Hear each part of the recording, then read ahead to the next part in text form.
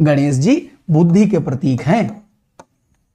ये बहुत बड़े बड़े लोगों के लिए कथाएं बताई गई।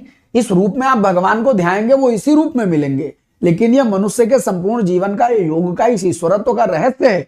बुद्धि है, गणेश जी क्या है? बुद्धि है, विवेक के देवता है, बुद्धि विवेक के देवता है। और जहां बुद्धि और विवेक होगा वहां धन होगा, और वहां जो कार्य करोगे उसकी सिद्धि होगी। ये हैं गणेश की दो पत्नियां।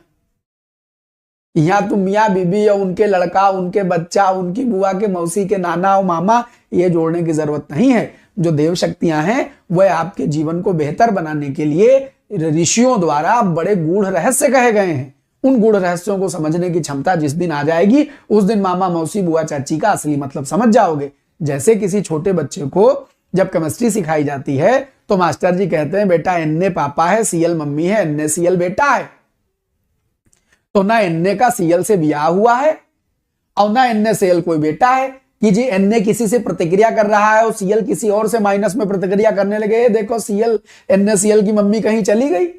तो भले ही केमिस्ट्री का मास्टर मजाक मजाक में ये सब बातें आपको समझावे ताकि आप ये बात समझ लें, लेकिन उसके पीछे का कंसेप्ट होता है कि आप उस मूल बात को समझें। तो ऐसे ही जिनके पास, और गणेश जी के साथ लक्ष्मी जी का पूजन का भाव क्या है? जब आप गणेश जी की पूजा करेंगे, बुद्ध की पूजा करेंगे तो, और लक्ष्मी आपके संग हो यानी धन आपके संग हो, तो धन के साथ बुद्धि का प्रयोग। अगर खाली धन धन होगा और बुद्धि नहीं होगी तो आंख के अंधे गांठ के पूरे ऐसे लोगों को कहते हैं। इसलिए जब भगवान से धन मांगो तो बुद्धि जरूर मांगो कि उसको खर्चने की, उसको समायोजित करने की बुद्धि मिले, उचित विवेक मिले। इसीलिए गणेश लक्ष्मी पूजन करते हैं। भगवान गणेश जी बुद्धि दो, माता लक्ष्मी धन दो। भाव यह है कि इन दोनों का संयोजन करके चलोगे तो जीवन चलेगा। नहीं गुरुजी हम तो मूर्ति रखे, हम तो सोने चांदी की बहुत बढ़िया वाली मूर्ति लेके आए रखे हैं, हम तो उस पे लड्डू और फूल और माला रोज सवेरे चढ़ाएंगे और मांगेंगे। मांगोगे कुछ नहीं देंगे। भगवान भिखारियों मंगतों को कुछ नहीं देते। प्रेरणा ग्रहण करके जीवन को बेहतर करना होता है। तो इसलिए जब हम ये समझाया करें ये इनकी पत्नी है इनके, तो